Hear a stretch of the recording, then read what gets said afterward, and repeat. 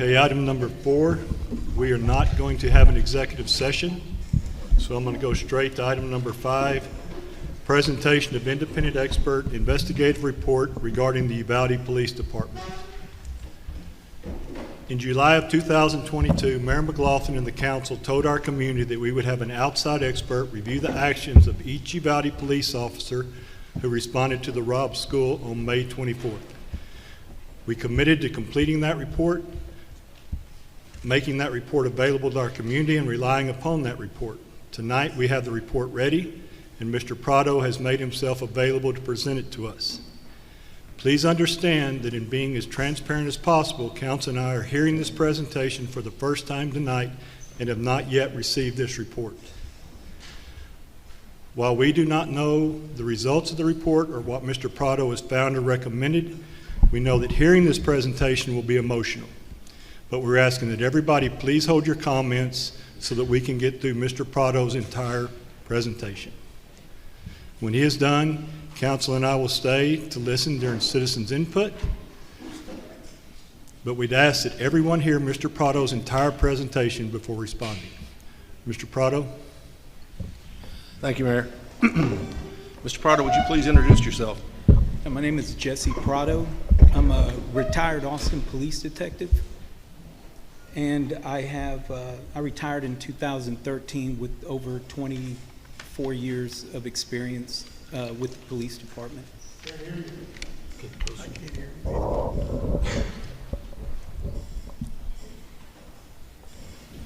I retired from the Austin Police Department with over 24 years of experience.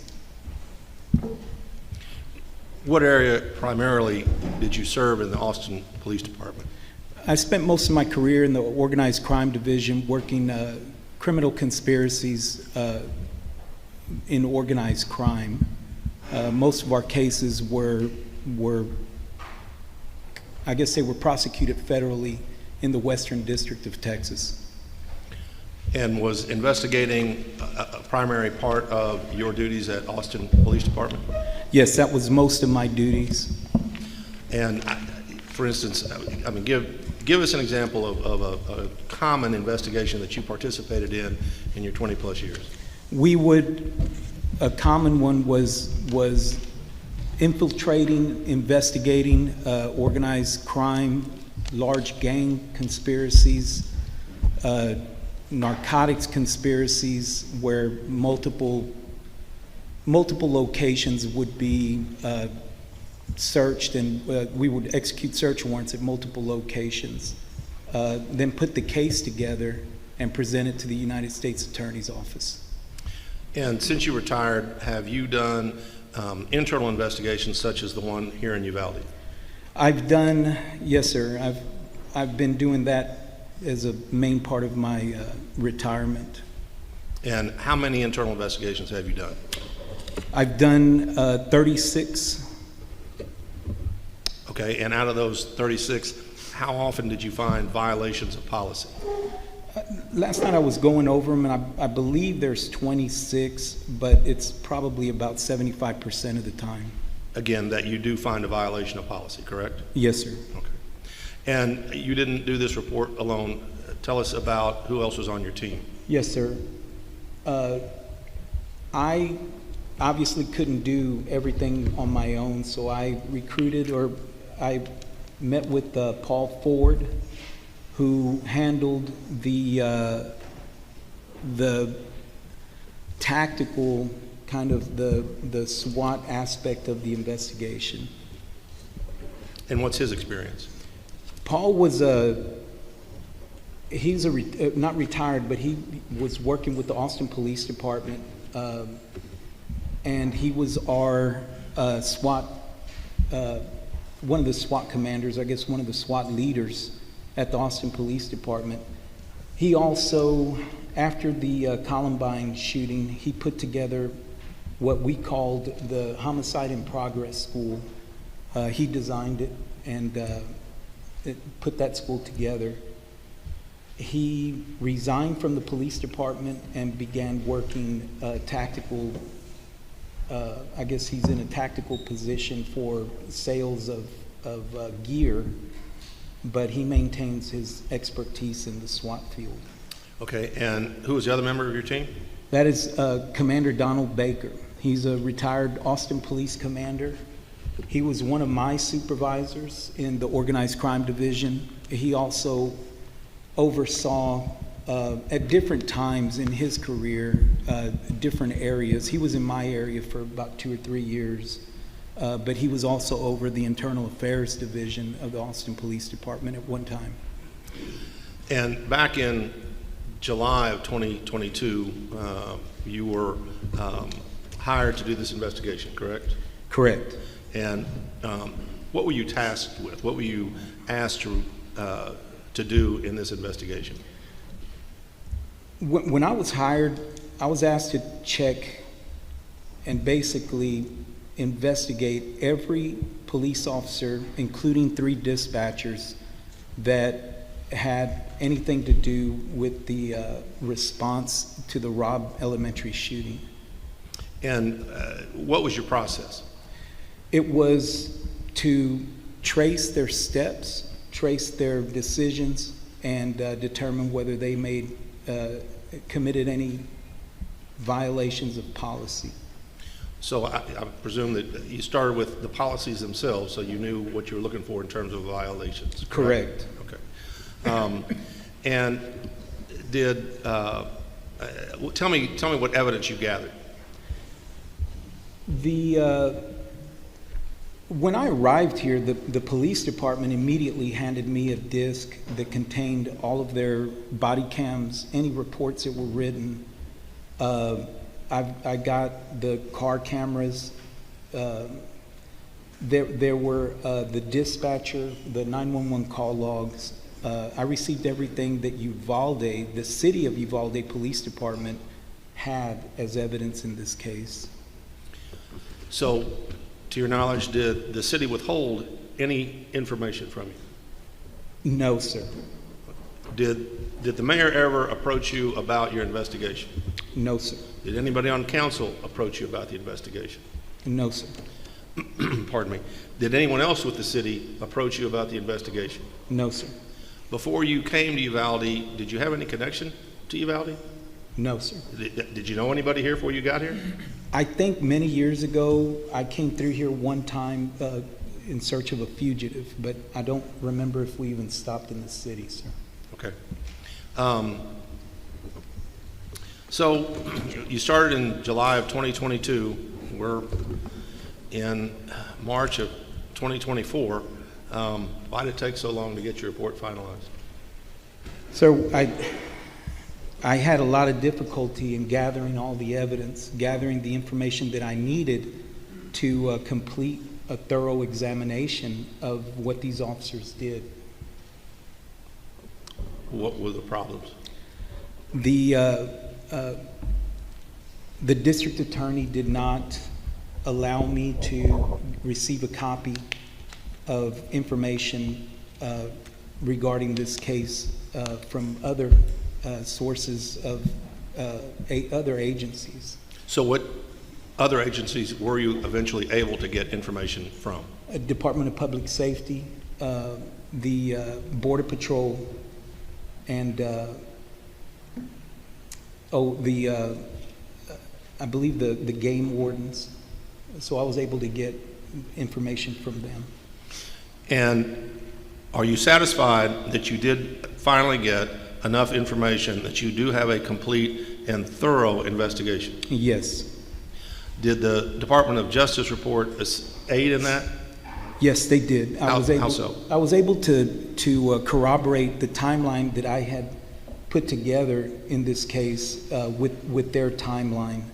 And one of the things that was really important that I needed was an accurate timeline.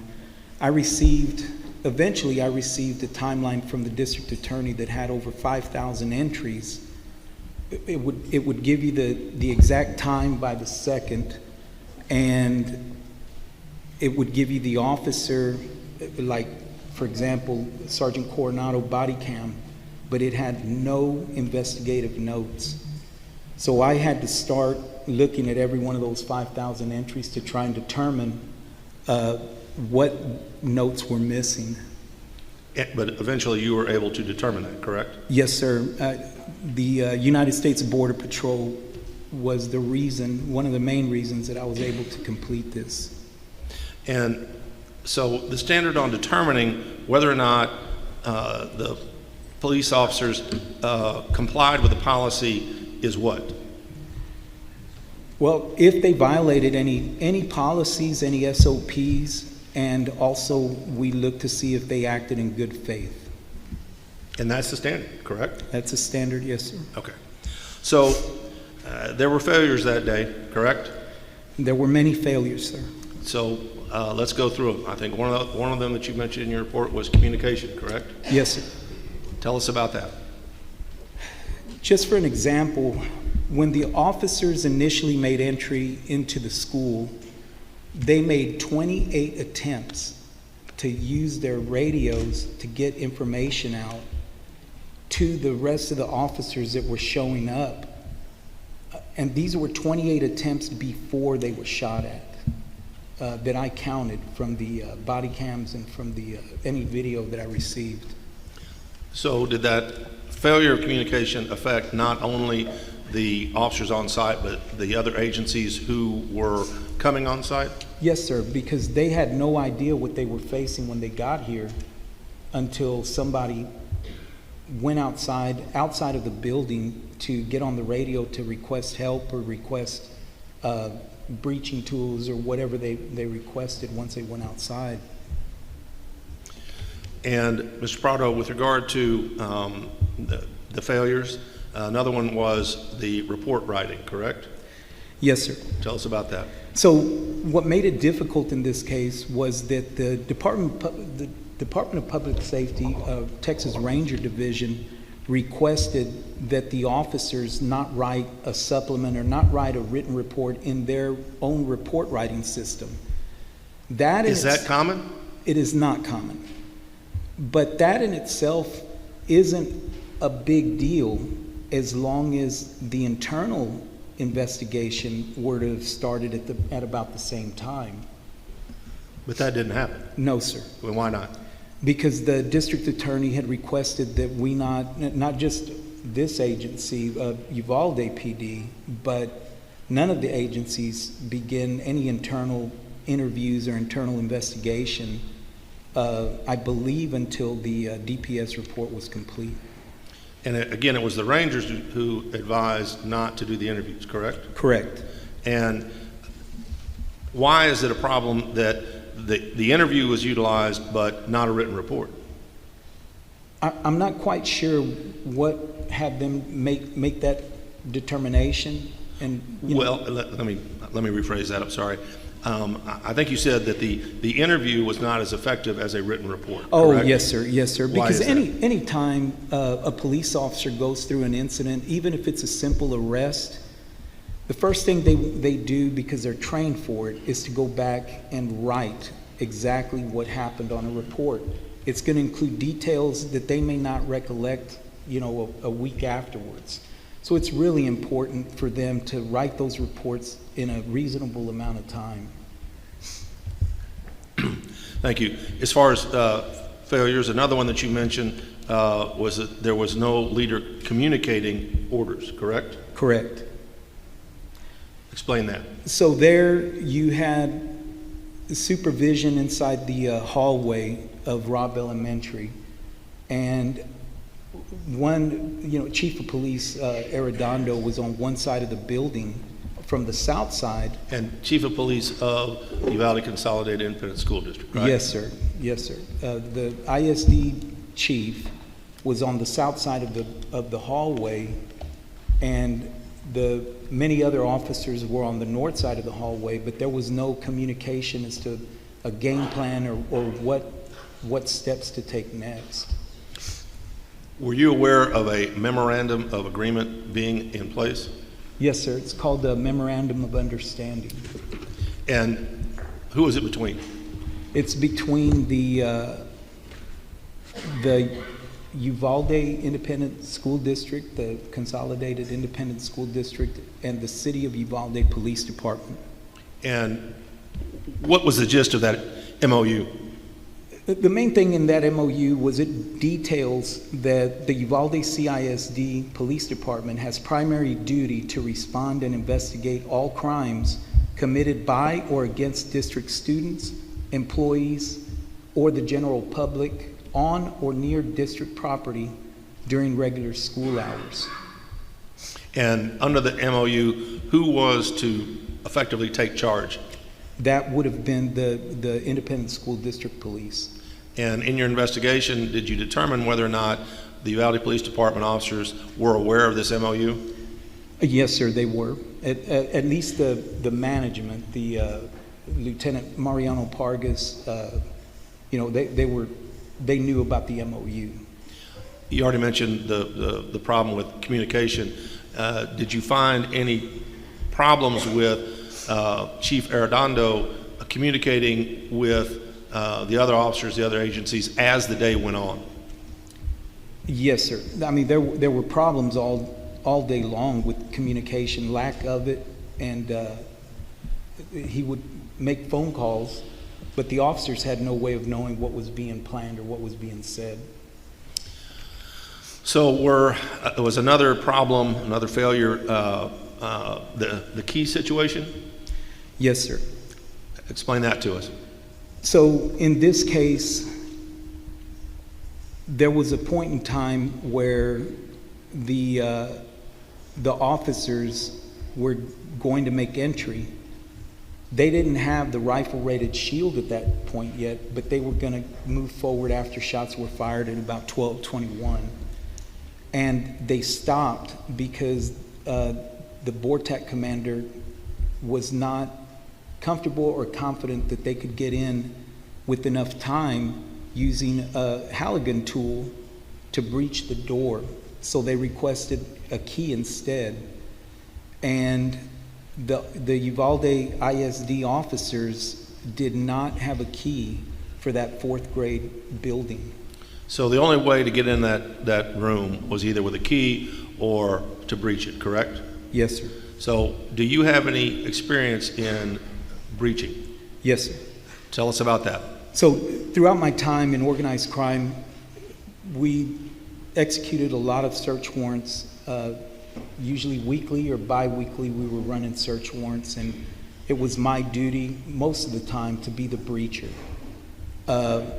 And breaching, it takes practice and a certain expertise in getting it right to avoid any delay at that door.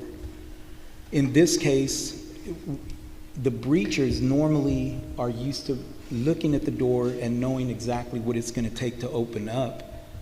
In this case, Commander Guerrero With BORTAC made a determination that using the Halligan tool to wedge in between the door and the door frame was going to take too long of time to get into that door safely, to get in there to stop the shooter.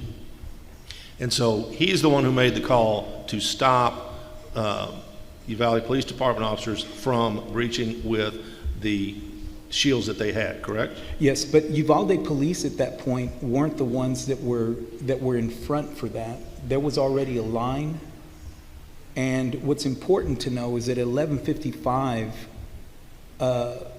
Chief Arredondo with the ISD was on the phone with Constable Field, and Constable Field relayed to the rest of the officers on the north side of the hallway that they were gonna evacuate the rooms, I believe the rooms closest to 111 and 112, and then they were going to negotiate with the shooter. And that came from Chief Arredondo.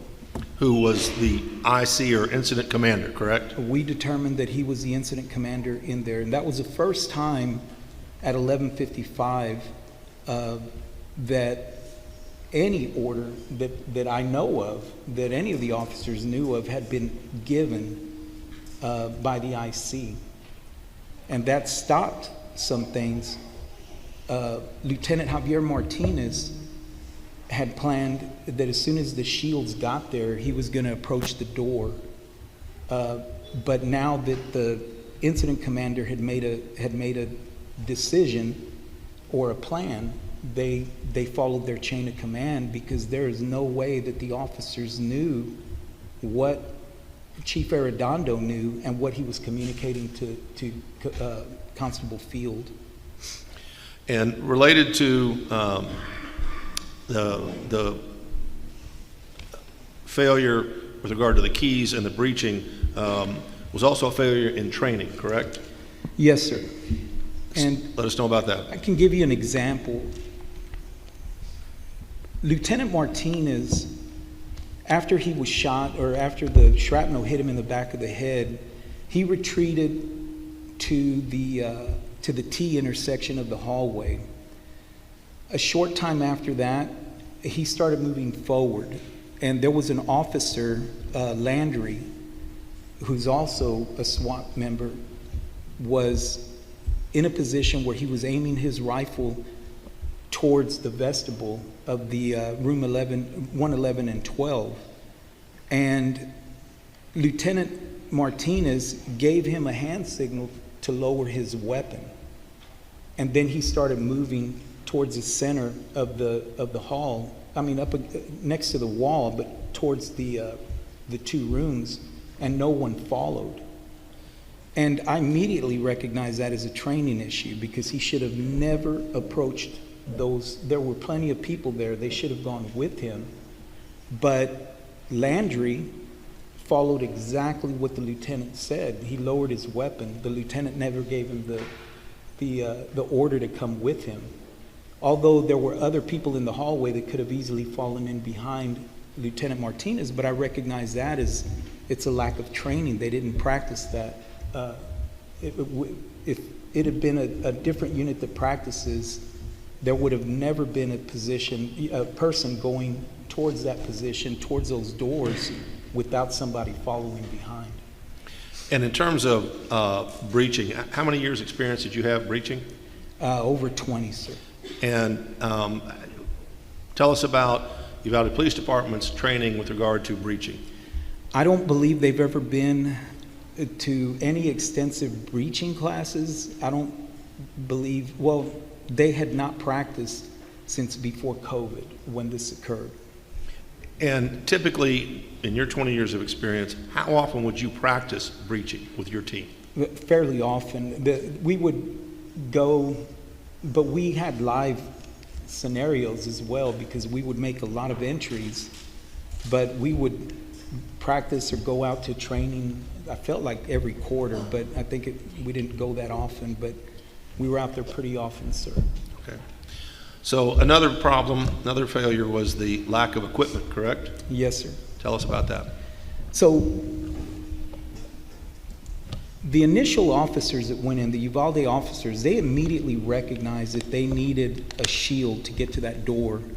The main problem in this scenario, in this incident, wasn't the fact that they didn't go to the door. It was they couldn't get to the door. There was 8 feet that the shooter could see clearly, and I have pictures in the report, but the shooter could clearly see the hallway for 8 feet before the officers could even get to the door.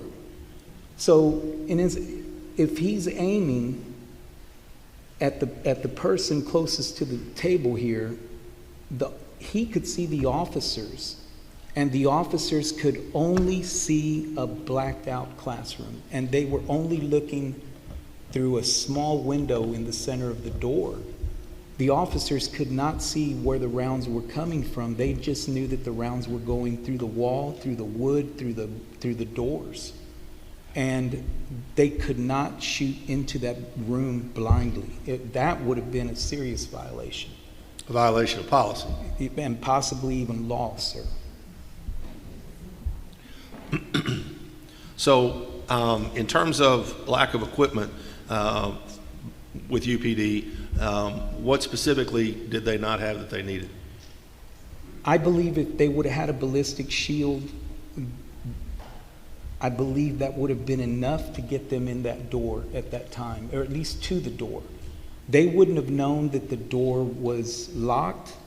They wouldn't have known that, because they had a reasonable belief that no matter what that door situation was, You had the school police there, and they would have had a way to get into that door.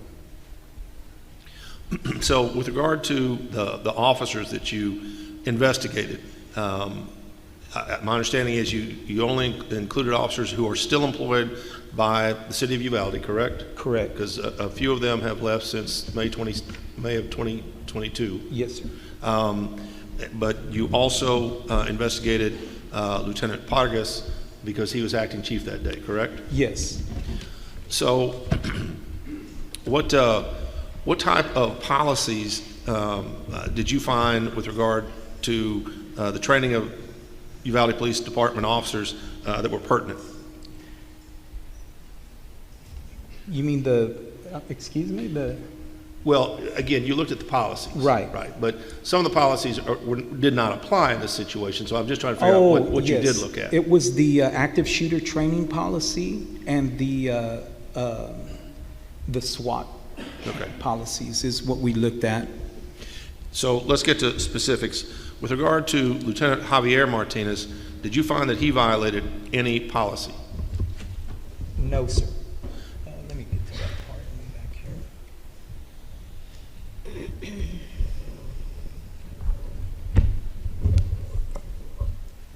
Tell us why.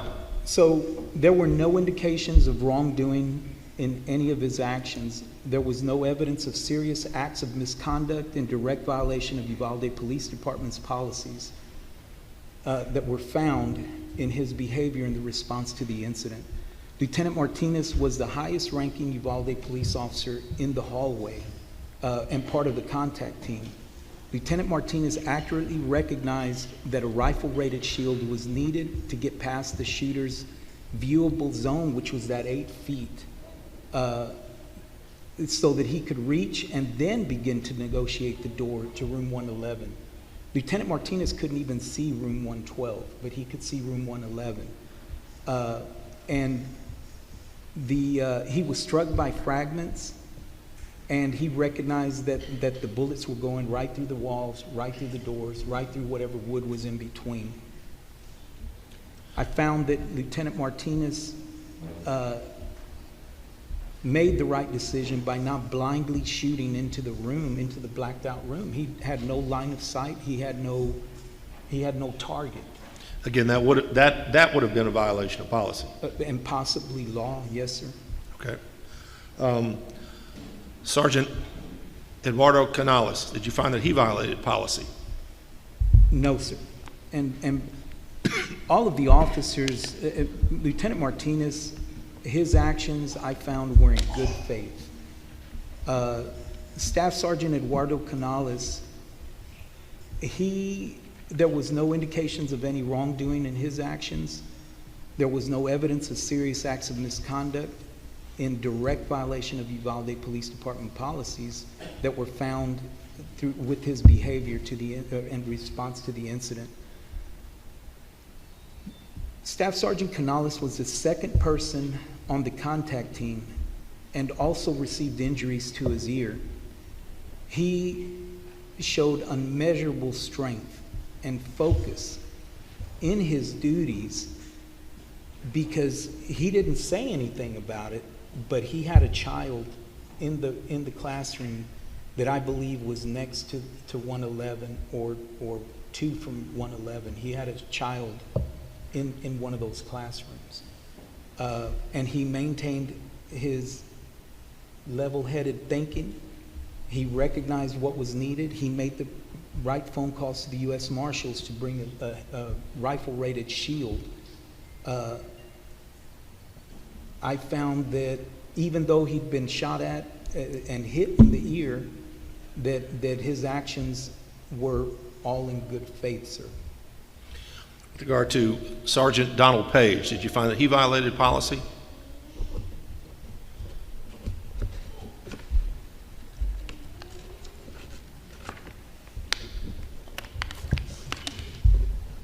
So Sergeant Page, there were no indications of any wrongdoing in his actions. There was no evidence of serious acts of misconduct that would have been in direct violation of UPD policy.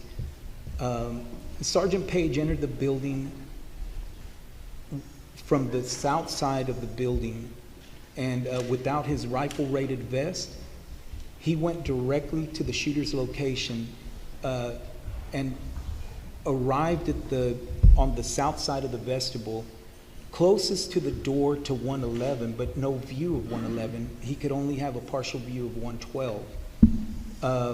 He guided Lieutenant Martinez and Staff Sergeant Canales to the room that he believed the shooter was in. Sergeant Page was standing in an area where a round, at least one round, went right through the wall, and had he not moved, the bullet would have struck him in the torso because he saw the round come through. He was eventually relieved by an officer carrying a rifle and went outside and contacted Ranger Kendall, who arrived, and I believe Sergeant Page had told him that they needed more rifles because most of the officers that made entry had pistols. When Lieutenant Kendall got there, he just asked what kind of weapon they needed, and I believe he handed Sergeant Page his AR-15 and began immediately making calls to DPS or to whoever to get assets out to the scene. Did Sergeant Page assist in evacuating children from the classrooms? Yes, sir. Sergeant Page was also one of the first ones to discover children. And what had happened was Sergeant Coronado, who was also on the south side of the building, noticed that there were bullet holes through a window in I believe it was the corner room, which would have been 102. And Page was going back inside, and Sergeant Coronado asked him to take a look inside that first classroom because there were bullet holes in the window. Page and I believe a deputy sheriff opened the door, and Page saw a teacher pop up with children. And Page came running outside to get them out through the window, and that's when a majority of the evacuations had started. And so, did you find that Detective Page acted in good faith? Yes, sir. Sergeant Page, all of his actions we found were in good faith. With regard to Detective Lewis Landry, did you find that he violated policy?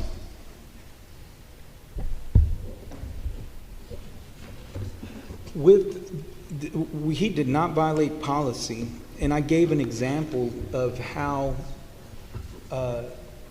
Detective Landry was focused enough to listen to every single thing that Lieutenant Martinez told him. Lieutenant Martinez, Javier Martinez, and Staff Sergeant Canales, they were the highest ranking officers from Uvalde. Mic a little closer to you.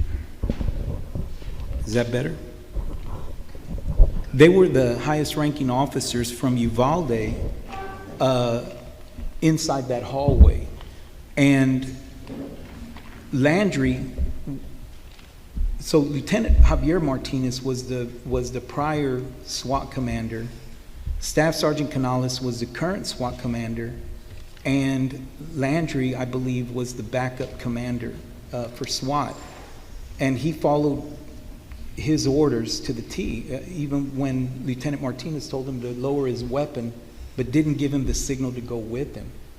Landry did exactly what he was told. And so did you find that he acted in good faith as well? Yes, sir. With regard to Lieutenant Pargas, did you find that he violated policy? So I separated the report into 10 different sections, and Lieutenant Pargas was placed on the section for command staff.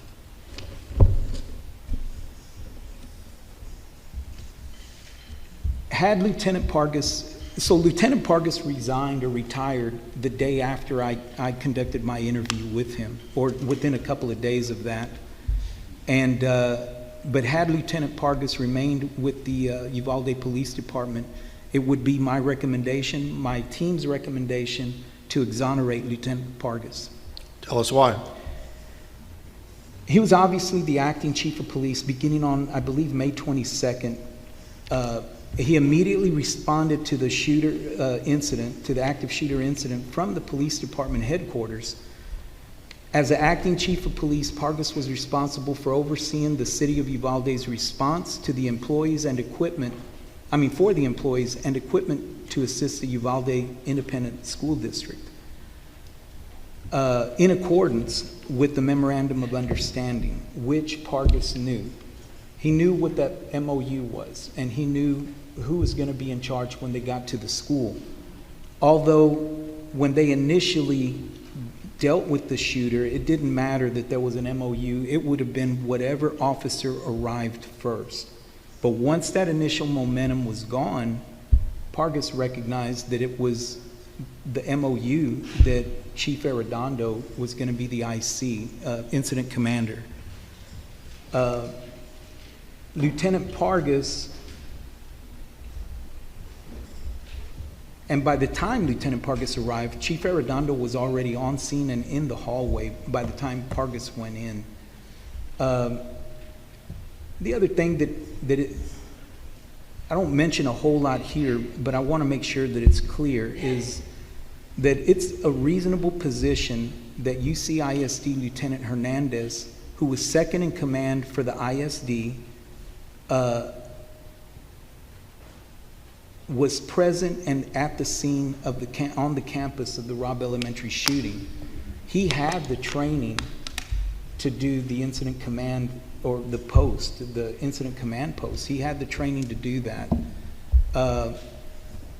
I was not able to determine what his role was out on the scene because the school district didn't cooperate after a few months of me being on the case. Okay, so I think we all know that Chief Rodriguez was on vacation, and he gave Lieutenant Pargas an order to set up a command post, correct? Correct, and that's why I included Chief Rodriguez on this. He did not show up to the scene, obviously, he was out of state, but he gave an order to Acting Chief Pargas to set up a command post.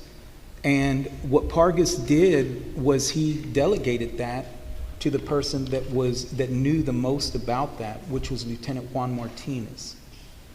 And so he delegated that order to Martinez, who was coming in. He was on vacation the whole week as well, but he heard the incident going on and he came in.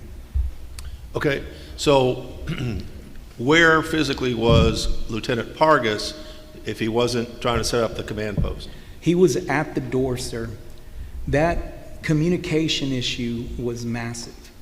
You've got officers inside that hallway that are not able to communicate out. Lieutenant Pargas knew that he had 2 injured officers in that hallway. One of them, Lieutenant Martinez, who was refusing to leave to get checked out by EMS, that Pargas had to give him a direct order to step outside and go get checked because he'd been hit in the back of the head. Pargas walked with him to the EMS van, and Pargas left there, went back to the building while Lieutenant Martinez was being attended to. So were you able to determine why a command post was not set up? Yes, sir. One of the other issues on this incident was the crowd control, the crowd. At times they were difficult to control. They were wanting to break through police barriers. There were times where some of the people in the crowd, and not all of them, sir, but some of them wanted to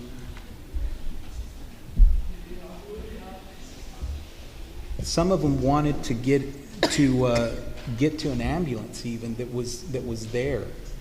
And the officers that were trying to get the ones that were trying to get set up with the command post were having issues with the crowd control because they had to make sure that nobody else in the crowd was injured. Was Lieutenant Pargas part of that?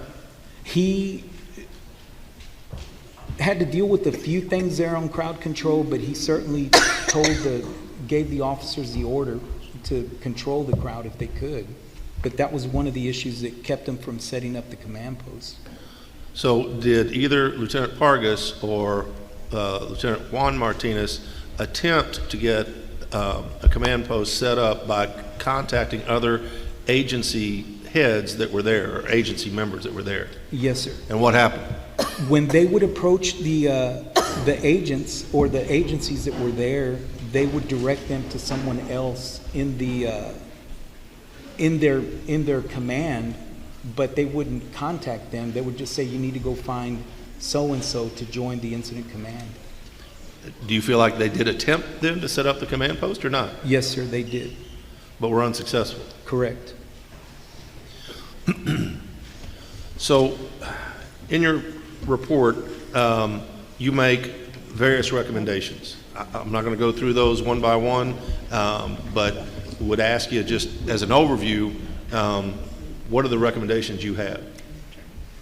So the big recommendations really came for their SWAT and their tactical unit. Paul Ford is the one that put that part of it together, and one of the main recommendations was to stop using their SWAT unit, to disband that. They didn't have the equipment, they didn't have the training to continue as a SWAT team. And it was recommended also that they join a regional SWAT team to get the experience so that they could come back to Uvalde and set up their own SWAT team once they had enough experienced members. So, are you aware of any other solution that's been identified by anyone that would have allowed law enforcement to gain access to the classroom at Robb without field-rated shields? No, sir, but I'd like to comment about that. 2 months prior to this incident occurring, there was a class for active shooter that was put on. Every single member of the instructions team, all the instructors for that active shooter training were inside the hallway, not just at the school, but in the hallway. So you had your training, your trainers for this active shooter scene in the hallway with them. And there were no solutions given other than they needed the shield. I believe there were no solutions given because there weren't any solutions for this. Other than the rifle-rated shield? The rifle-rated shield or a shield. A shield would have been better than nothing at all. Okay, but wasn't there a point where they did have shields and the BORTAC commander stopped them? When they heard the gunfire at 12:21, they started moving forward without the rifle-rated shields. They were moving forward with the shields that they had. They were just going to take a chance with those shields.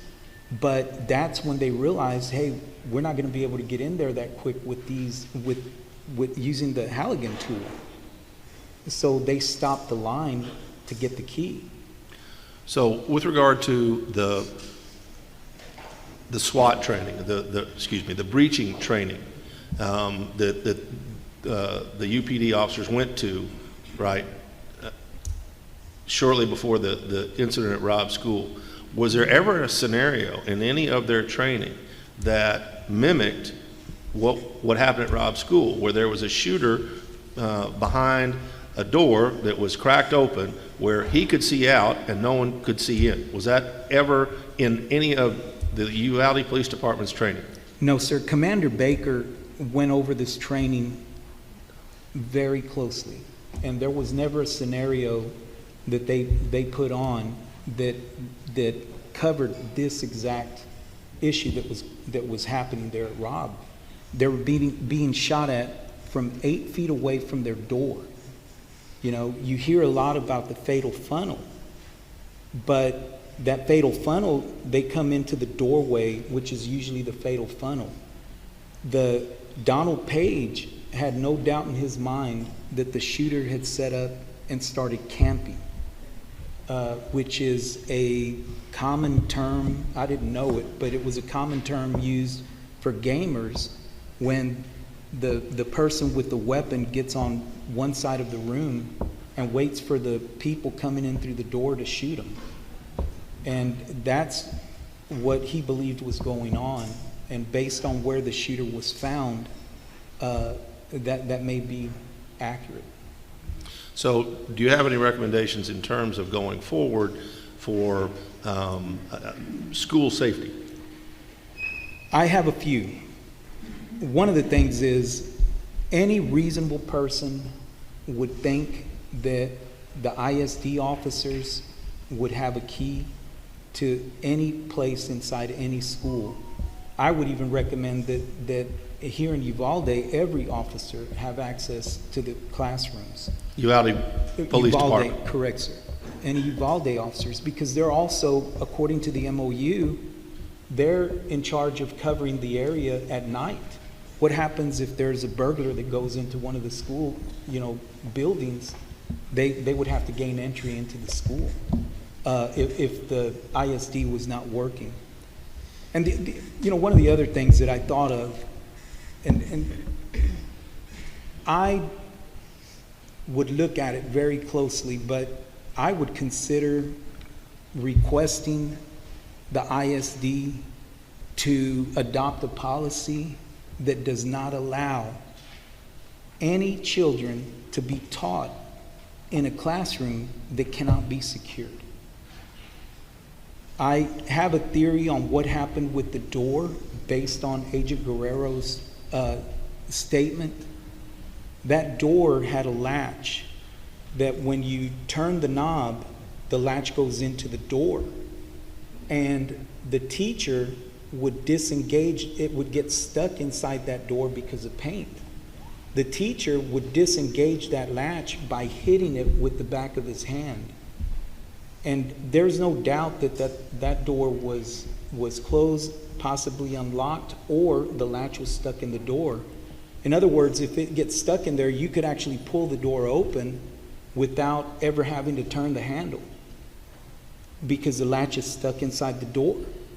And it was an issue that had been brought up, but you teach the children to train them to get in a corner and hide in the darkness, but that's with the design that the door is locked. And secured. And secured, yes, sir. In this case, one of the theories that I have about what happened to that door is with the 223 rounds hitting the door, it may have had the same effect as the teacher hitting it with the back of his hand to cause it to disengage from the door and go into the door frame. Mr. Prado, any other recommendations? Not at this time, sir. Thank you.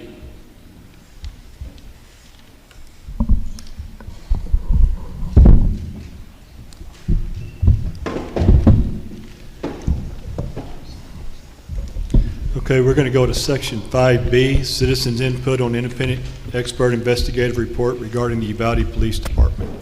Citizens are requested to sign up prior to council meeting if requesting time to address the council. We're going to open this up right now. We're going to extend the time to 1 hour. We're also going to allow from 3 minutes up to 5 minutes for everybody to speak. We'd like everybody that is signed up to have the opportunity to speak. There won't be any interaction with the council. We've heard this report, the council and I, for the first time tonight. We have not seen the report, so there will not be any comments from the council tonight. But we'd like to hear from as many of y'all as possible tonight, so I'm going to